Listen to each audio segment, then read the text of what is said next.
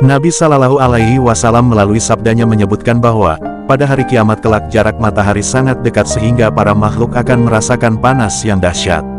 Kondisi manusia bahkan ada yang sampai tenggelam dalam keringatnya sendiri.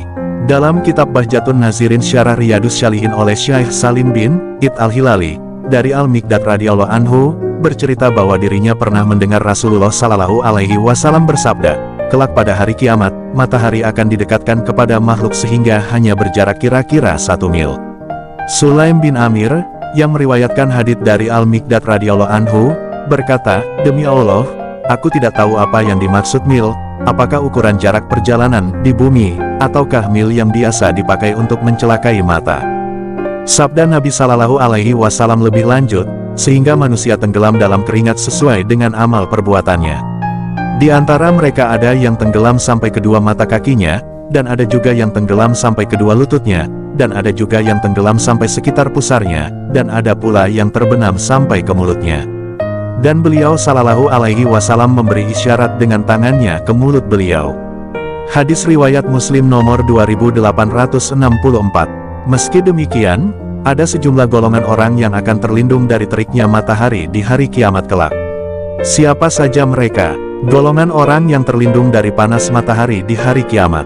Perihal pada hari kiamat nanti jarak matahari sangat dekat, Imam Syamsuddin Al-Qurtubi dalam kitab At-Tazkirah menjelaskan bahwa panas matahari pada hari kiamat secara umum tidak berbahaya bagi orang mukmin laki-laki maupun perempuan. Akan tetapi, mukmin yang terlindung darinya adalah orang yang imannya sempurna, atau orang yang bernaung di bawah naungan arsy Allah Subhanahu wa Ta'ala. Syekh Muhammad Al-Utsaimin dalam Syarah Riyadus Shalihin turut memaparkan, banyak orang yang dikehendaki oleh Allah Subhanahu wa Ta'ala menjadi selamat darinya terik matahari. Allah Subhanahu wa Ta'ala memayungi para kaum dengan lindungannya, pada dari yang tidak akan ada perlindungan selain perlindungannya hari kiamat. Lantas, siapa saja yang akan terlindungi dari panas matahari di hari kiamat nanti? Mereka adalah imam yang adil, orang yang tumbuh berkembang dalam beribadah kepada Allah Subhanahu wa Ta'ala, orang yang hatinya selalu terpaut dengan masjid, dua orang yang mencintai karena Allah Subhanahu wa Ta'ala, bergabung dan berpisah juga karenanya, orang yang menolak berzina karena takut terhadap Allah Subhanahu wa Ta'ala, orang yang bersedekah secara sembunyi-sembunyi, orang yang berzikir kepada Allah Subhanahu wa Ta'ala dalam keadaan sepi lalu menangis karenanya.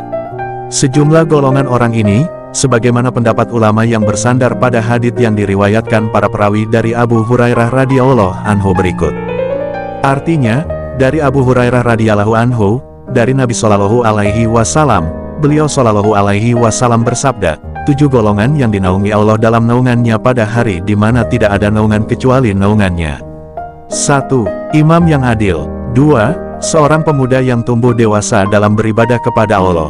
3. Seorang yang hatinya bergantung ke masjid.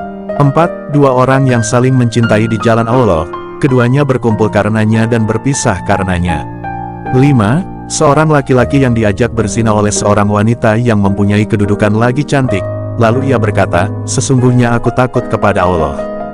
Dan 6. Seseorang yang bersedekah dengan satu sedekah, lalu ia menyembunyikannya sehingga tangan kirinya tidak tahu apa yang diinfakkan tangan kanannya.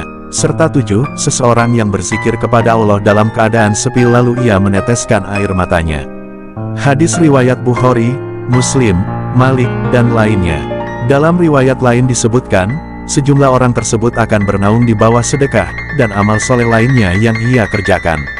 Sedangkan manusia yang tidak termasuk golongan itu, akan merasakan panasnya matahari pada hari kiamat hingga tenggelam di dalam keringatnya sendiri sesuai amal perbuatannya, sebagaimana hadits Nabi Shallallahu Alaihi Wasallam.